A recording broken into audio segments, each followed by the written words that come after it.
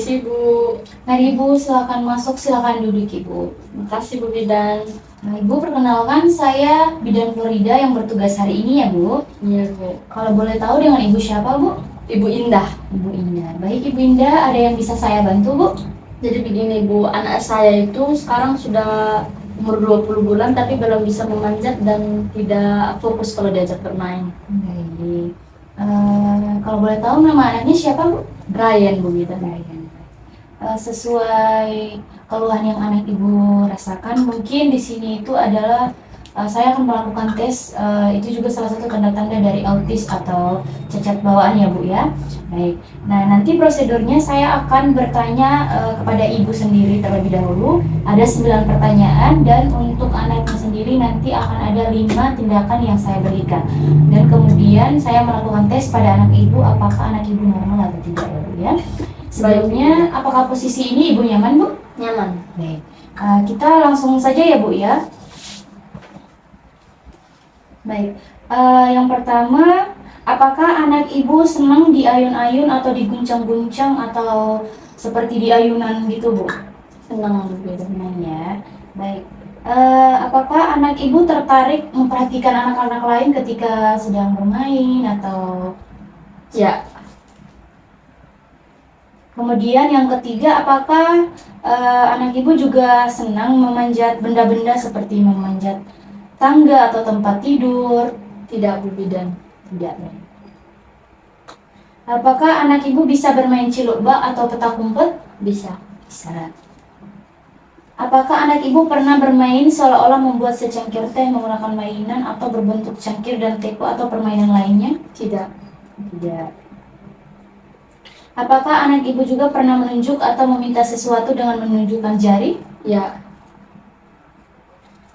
Kemudian, apakah anak Ibu pernah menggunakan jari untuk menunjuk ke suatu agar Anda melihat ke sana? Iya. Ya, iya. Ya Bu Bidan. Dapatkah bermain dengan mainan yang kecil seperti main mobil-mobilan atau bola-bola atau balok-balok? Ya. Apakah anak Ibu pernah memberikan suatu benda untuk menunjukkan sesuatu? Ya. Baik. Kita selanjutnya untuk adiknya ya Bu. Adik lihat ke sini yuk. Ntar ya. Adik coba lihat boneka ini dek. Iya pintar. Adik bisa buat secangkir teh untuk Ibu nggak? Nggak bisa. Oh, nggak bisa. Adik coba tunjuk ini apa adik? Itu cangkir. Ini cangkir, ini pintar. Adik bisa susun nggak kubusnya? Bisa. Disusun di sini ya Bu Bidan. Iya, pintar. Baik. Nah, jadi tesnya udah selesai ya Bu, Dek. Nah, jadi untuk tes tadi hasilnya ada beberapa pertanyaan, ada 2 yang Adek tidak bisa lakukan ya Bu. Di antaranya itu ada yang suka memanjat benda-benda atau seperti memanjat tangga atau tempat tidur nggak bisa ya Bu ya. Kemudian sama membuat cangkir tadi itu adanya belum bisa ya Bu. Tapi untuk hasilnya di sini adek masih dalam batasan normal dan untuk pemeriksaan fisiknya adek juga masih dalam batasan normal, yaitu suhunya 36,5 derajat Celcius, kemudian nadinya juga masih normal 110 kali per menit dan pernafasannya juga masih normal 30 kali per menit. Nah, jadi mungkin dari gangguan yang adek alami itu masih dalam batasan normal ya Bu ya, karena mungkin kurangnya perhatian dari ibu ataupun ketika ibu juga kurang untuk menstimulasi perkembangan dari adiknya yang sehingga itu membuat adik kurangnya perkembangan yang sesuai dengan usianya. Kayak contohnya ibu mengajak dia bermain, kurang perhatian atau memperhatikan adiknya. Itulah salah satu mungkin penyebab. Jadi ibu ketika di rumah nanti mungkin ibu bisa mengajarkan ke adiknya, kemudian untuk melihat perkembangan-perkembangan selanjutnya, apakah dia masih tetap sama atau tidak.